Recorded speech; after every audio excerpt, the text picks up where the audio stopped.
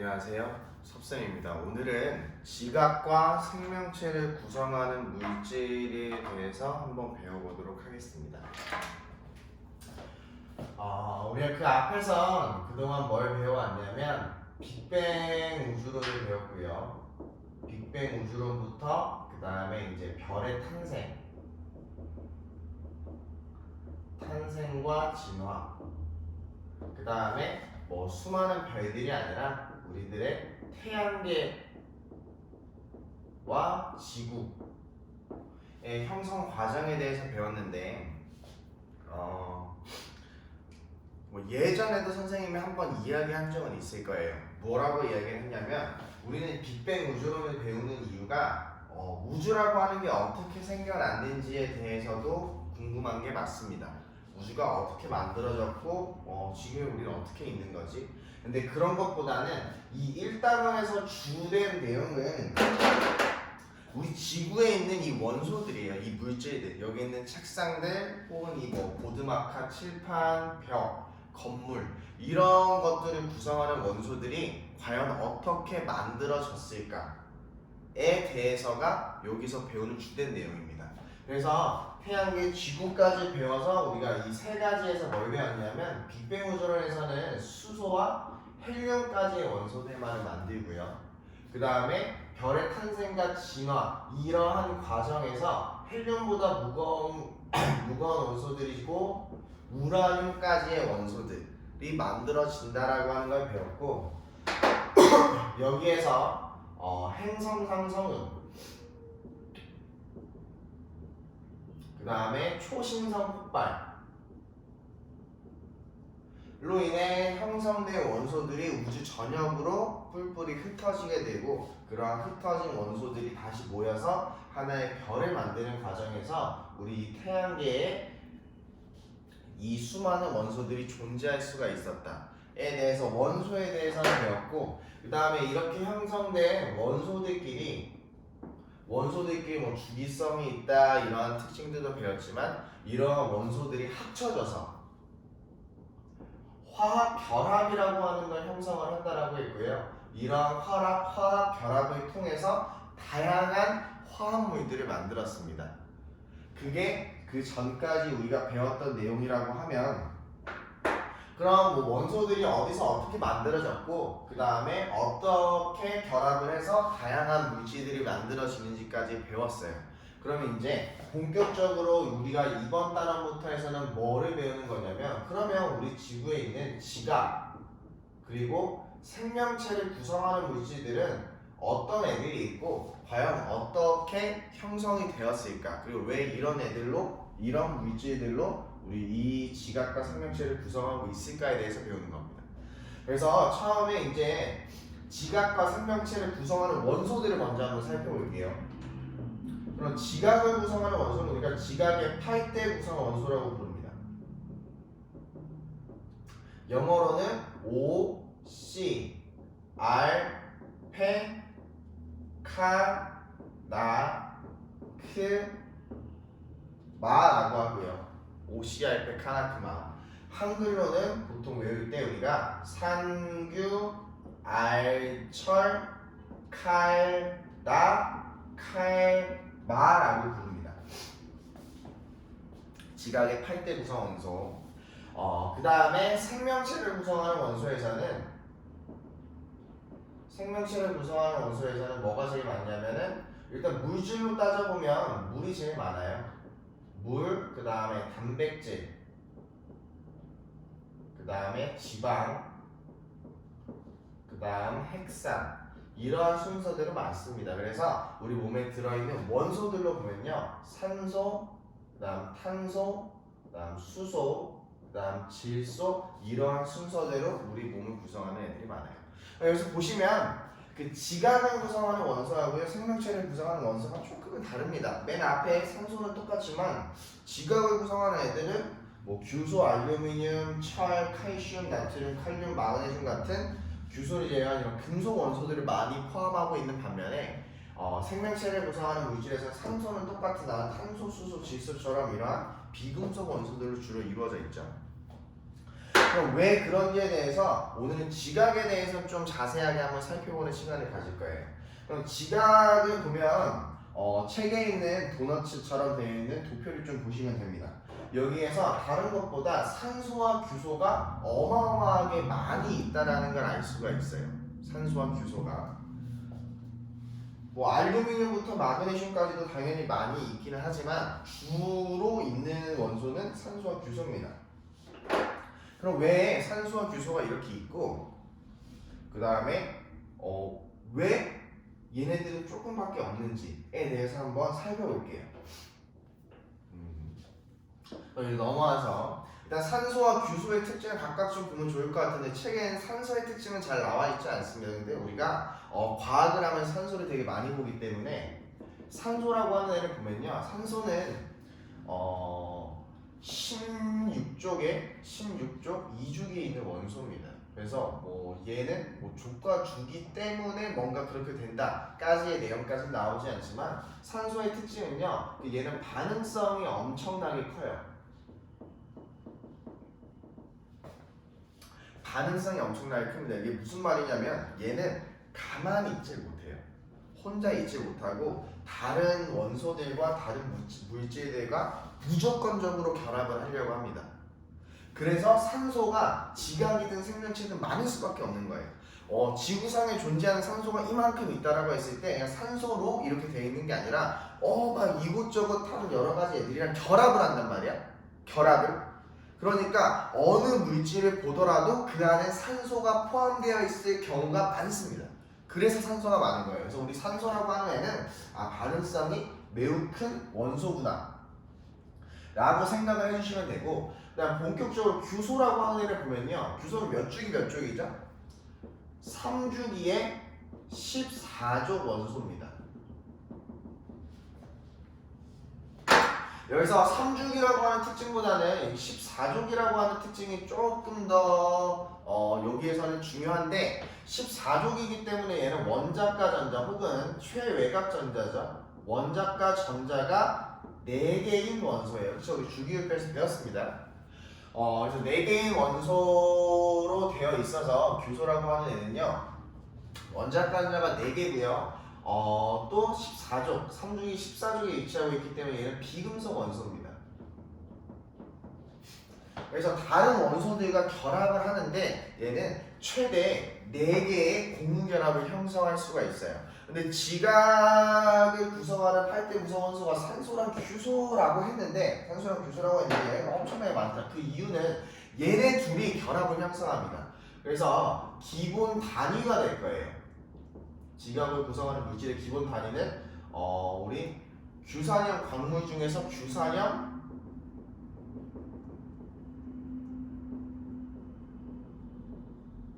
삼연체가 있습니다. 그럼 얘네들은 어떠냐면요, 가운데에 이렇게 규소가 존재를 하고 그 주위에 산소가 하나, 그 다음 둘, 그 다음에 셋, 그 다음 넷. 그래서 다 산소 원소가 이런 식으로 얘를 둘러싸고 있어요. 산소 원소가. 조금만 더 자세히 들어가서 얘네들은 일단 고무결합입니다. 이온결합은 아니고요. 이온결합은 아닌데 규소 같은 경우에는 이렇게 4+를 띈다라고 좀 생각을 하시면 되고, 얘는 2-, 2-, 2-, 2-의 전하를 띄어요. 그렇다라고 하는 건 그래서 규소는 상관이 없는데 산소가 문제야.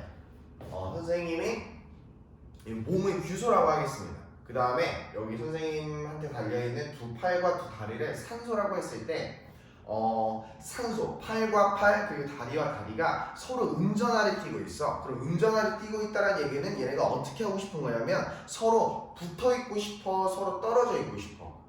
서로 마이너스죠. 그러니까 얘네들은 붙어있고 싶어 하지 않습니다. 서로 떨어져 있으려고 해요. 그래서 우리가 규소 하나에 몸뚱아리 하나, 플러스 전화 하나에 음전화 4개가 이렇게 있으니까 흔히 생각을 하면은 얘네가 이런 식으로 90도씩 벌어져 있을 거라고 생각을 합니다.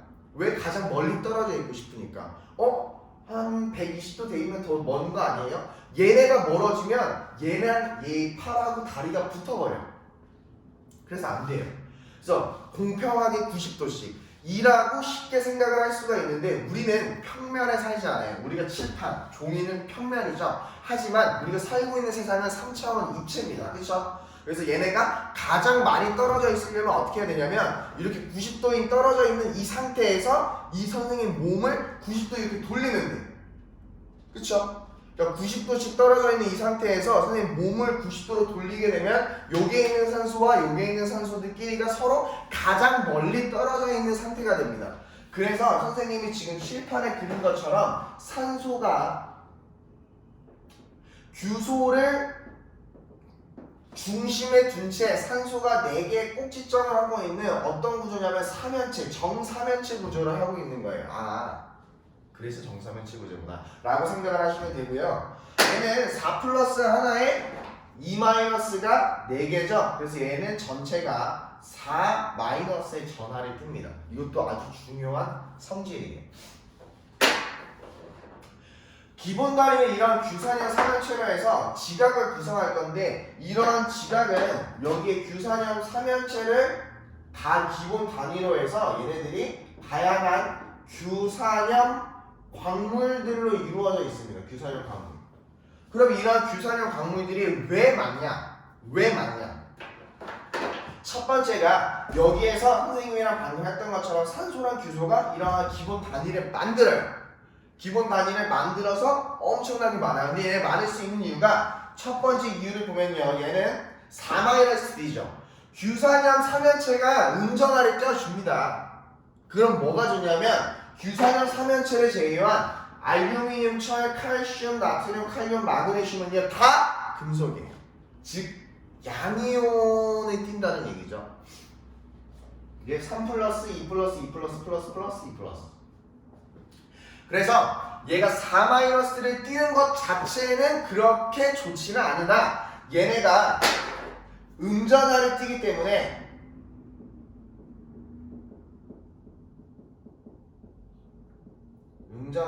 때문에 여기 나머지 다양한 양이온과 결합할 수가 있습니다. 양이온과 결합을 해서 중성이 띄겠죠? 그럼 중성인의 안정한 상태예요. 그러면서 지각에 많이 존재할 수가 있게 되는 거예요. 선생님 그러면 얘 하나랑 얘네가 결합을 하잖아요? 그러면 금속이 더 많아야 되는 거 아니에요? 라고 또 생각할 수가 있는데 얘가 또 그 다음 특징은 규산형 삼연체끼리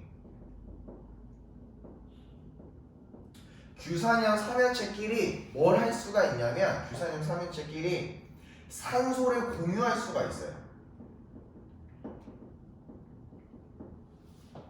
산소. 이것도 되게 중요한 이유가 됩니다. 산소끼리 공유를 하면서 얘네들이 서서히 음전하를 조금씩 없애가면서 중성이 되려고 할 거예요. 그래서 그 뒤에 나오는 여러 가지 규산형 광물들에 대한 구조를 우리가 살펴볼 건데 이래서 규소랑 산소가 많구나 그리고 산소가 많을 수밖에 없구나를 한번 살펴보도록 하겠습니다. 그러면 여기에 현재 이제 표로 해서 같이 한번 볼 건데 규산형 광물들은 어떤 애들이 있냐면 이거는 좀 외워두시면 좋아요. 독립형, 그 다음에 단사슬, 그 다음에 복사슬. 죄송합니다. 그 다음 판상, 그 다음 망상. 이렇게 해서 5가지 구조에 대해서 좀 배우는데 여기에서는 규산형 삼연체가 그냥 하나 존재합니다.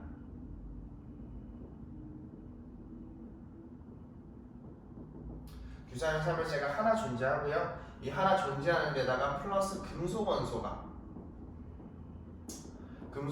결합을 하겠죠. 그래서 독립형 구조는 이 그림만 보더라도 얘가 독립형 구조구나를 아셔야 되는데 얘 예시는 뭐가 있냐면 감람석이 있어요. 그 다음에 단사슬 같은 경우에는 여기에 산소를 하나씩 공유합니다. 규소가 있고 여기에 산소가 있을 때 여기 있는 산소를 이 규소가 같이 공유를 이렇게 해요. 산소.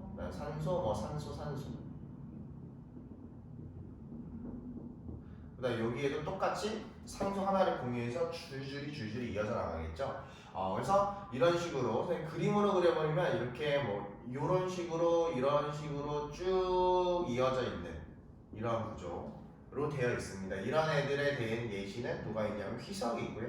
복사슬은 사슬이 하나가 이렇게 있는데 여기에 사슬이 하나가 더 이런 식으로 겹쳐져서 두 개의 사슬이 이어져 있는 구조예요.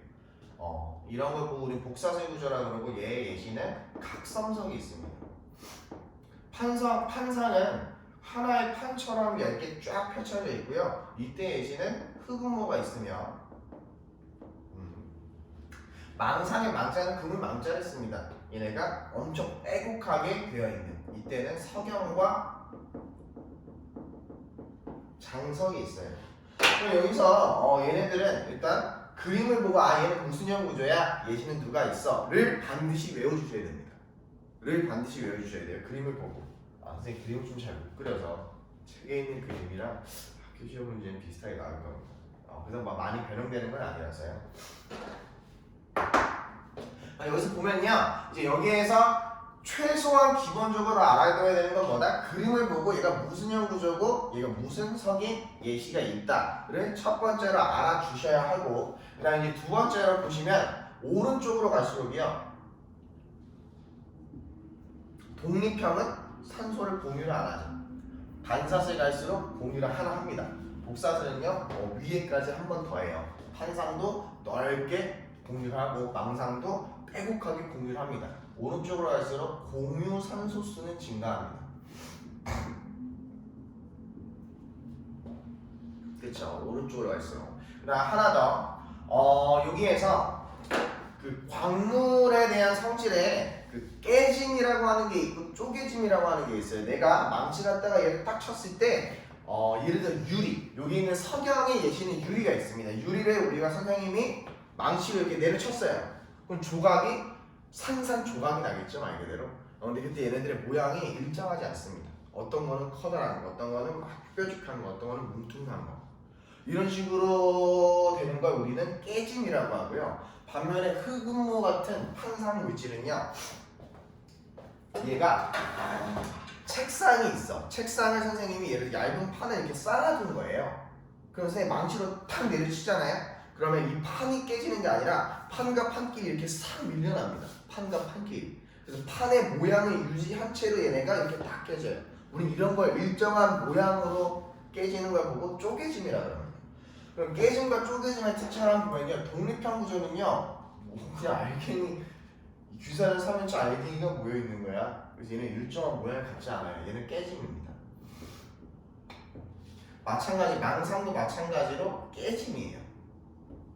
깨짐. 모양이 없이 그냥 팍 치면 그 규사용 삼면체가 팍 튀어나가는 그런 모양입니다. 반면에 반사슬과 복사슬, 판사 이 세 가지 같은 경우에는요, 얘는 일자의 기둥 모양이 있죠. 얘도 마찬가지 기둥 모양이 두 개가 있죠. 얘는 판 모양이 있죠. 이러한 형태로의 뭐가 생기냐면 쪼개짐이 생겨요. 쪼개짐이 있냐 깨짐이 있냐를 물어볼 때 독립형과 망상만 깨짐이 있고 나머지 애들은 쪼개짐이 있다라는 것까지 알아두시면 좋을 것 같고, 그 다음에 여기서 SI 대 O의 비율이 나오면 책에 안 나와요. 그래, SI 대 O의 비율을 물어보는 게 있는데 이게 간혹가다 학교에 설명하는 경우가 있어서 이걸 써서 같이 겸사겸사 외워두도록 하겠습니다. 얘는 규소 하나당 산소가 4개씩 있죠. 가운데 규소가 있고 산소가 4개 붙어있는 1대3, 1대4, 1대3 1대3 복사슬은 4대11 판상은 2대5 망상은 1대2까지 해서의 이 숫자까지도 겸해서 알아두고 있습니다. 밑에 적어두세요. 이런 식의 내용까지 해서 우리가 한번 외워보고요. 또 이제 또 여기 애들의 특징을 조금만 더 살펴가 보면 여기에 이 망상 구조를 가진 석영과 장성은요, 풍화에 강한 성질이 있습니다.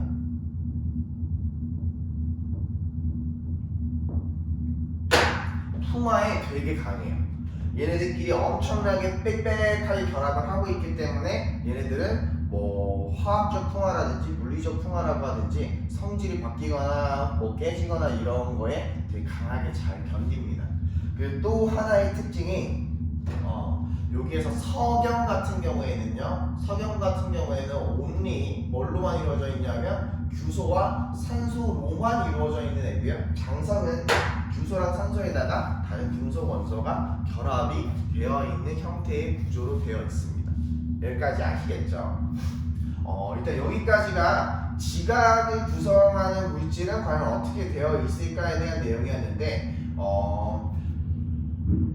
여기는 이제 좀 지우고 생명체를 구성하는 물질에 대해서 기본적인 개요만 설명을 하고 오늘 수업 마무리를 하도록 하겠습니다. 여기 지울게요.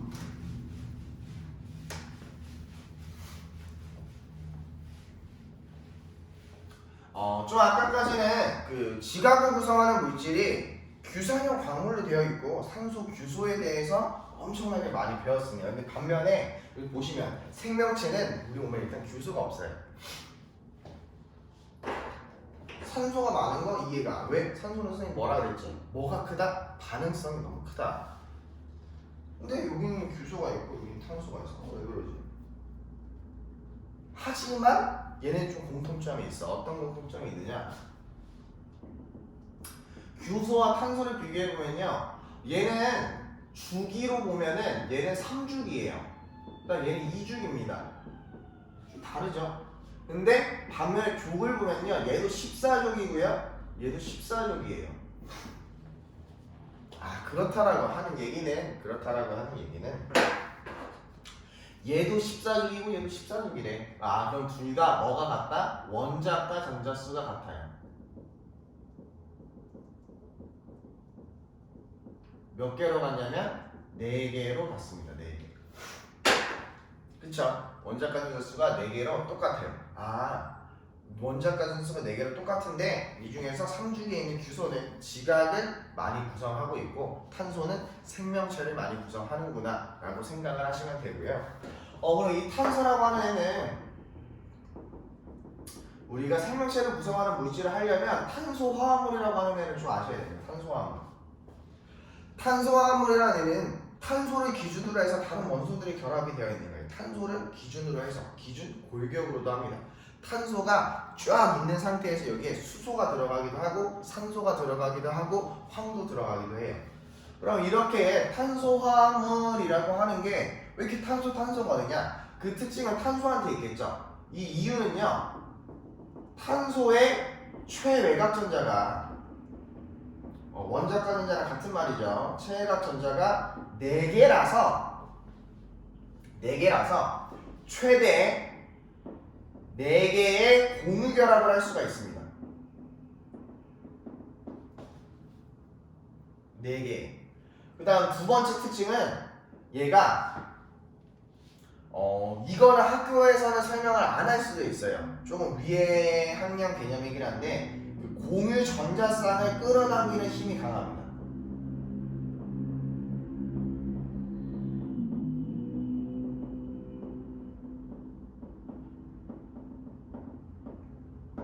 공유 전자쌍을 끌어당기는 정도가 강하면 강할수록 그 화학 반응을 잘한다고 생각을 하면 돼요. 최각 전자가 4개인 거는요, 원자 전자가 4개인 거는 2, 3주기 얘네들 뿐만 아니라 4주기, 5주기, 6주기, 7주기 있겠죠. 하지만 걔네들은 우리가 언급이 안 된다. 왜? 탄소가 이게 좀 강해요. 그 다음 세 번째로요, 그 다양한 구조와 결합을 갖는다 라고 하는 특징을 좀 알아두세요. 다양한 구조와 결합을 갖는다. 그래서 탄소화합물은 보통 어떤 식으로 되어 있냐면 탄소가 쭉쭉쭉 줄줄이 계속 연속해서 결합을 해야 있는 구조를 하고 있어요. 그래서 탄소화합물은 보통 이러한 탄소가 쭉 줄줄이 계속 이어질 수가 있고 여기에 뭐 어떤 데는 수소가 결합이 되어 있을 수 있는데 어떤 애는 산소가, 어떤 애는 뭐 여기에는 황이 등등등 다양한 애들이 계속해서 바뀔 수 있기 때문에 탄소화합물은 구조가 간단한 편일까 복잡한 편일까? 좀 복잡한 편입니다. 복잡한 편. 그럼 어떠한 게 있는지 그 결합의 종류에 대해서만 우리가 한번 살펴보면요. 첫 번째로 얘가 가질 수 있는 탄수화물의 구조와 결합을 보면 첫 번째가 사슬 모양을 가질 수 있어요. 사슬 모양 혹은 사슬 구조 상관없습니다. 사슬 모양. 사슬 모양은 탄소가 이렇게 줄줄이 계속 이어져 있는 모양이에요. 그 다음에 두 번째로 가지 모양 혹은 가지 달린 사슬 모양이라고 하다는데 얘는 탄소가 줄줄이 쭉 이어지면서 여기에 위에 나뭇가지가 달린 것처럼 탄소가 이런 식으로 결합이 쭉 되어 있는 거예요. 이런 거 우리 가지 모양이라 하고요. 세 번째 고리 모양. 고리 모양은 앞에 탄소가 맨 뒤에 탄소가 다시 만나는 겁니다. 그래서 탄소 이런 식으로 고리 모양. 되게 다양한 결합이 가능하죠. 책에 안 나와 있는데 이런 모양도 가능해요. 조금만 생각해보면 가지 달린 고리 모양도 가능합니다. 그래서 뭐 탄소 한데 여기에 탄소 이런 식으로 할 수도 있겠지. 가지 달린 고리 모양 이런 식의 결합도 가능합니다. 그 다음에 다섯 번째로 얘네들은 단일 결합도 가능한데 이중 결합도 가능하고요. 삼중 결합까지 가능합니다. 근데 여기서 주의해야 될 사중 결합은 가능하지가 않고요. 그 다음에 얘네들 탄소는 최외각전자가 4개이기 때문에 최대 몇 개의 공유결합을 하더라? 4개의 공유결합을 하더라는 혹시라도 그림에 오류가 있다면 찾을 줄 알아야 해요. 그럼 이렇듯 탄소라고 하는 애는 사슬, 가지, 고리, 가지 달린 고리, 단일, 이중, 삼중 결합 같은 다양한 구조와 결합을 형성할 수가 있어서 우리 몸을 구성하는 애는 생명체를 구성하는 물질들은요 되게 매우 복잡한 구조를 가지고 있지만 그거를 형성시켜 줄 수 있는 건 누구 덕분이었다? 여기에 있는 이 탄소 덕분이었다 라고 하는 내용입니다. 다음 시간에는 생명체를 구성하는 다양한 물질들이 나와요. 어떻게 그러한 복잡한 결합을 형성할 수가 있었을까? 그 다음에 그렇게 복잡한 결합을 형성한 물질들에 대해서 뭐가 있을까? 단백질, 핵산 이러한 물질들을 배웁니다.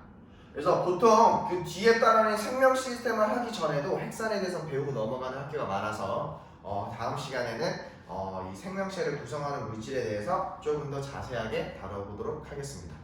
이상 수업 마치겠습니다.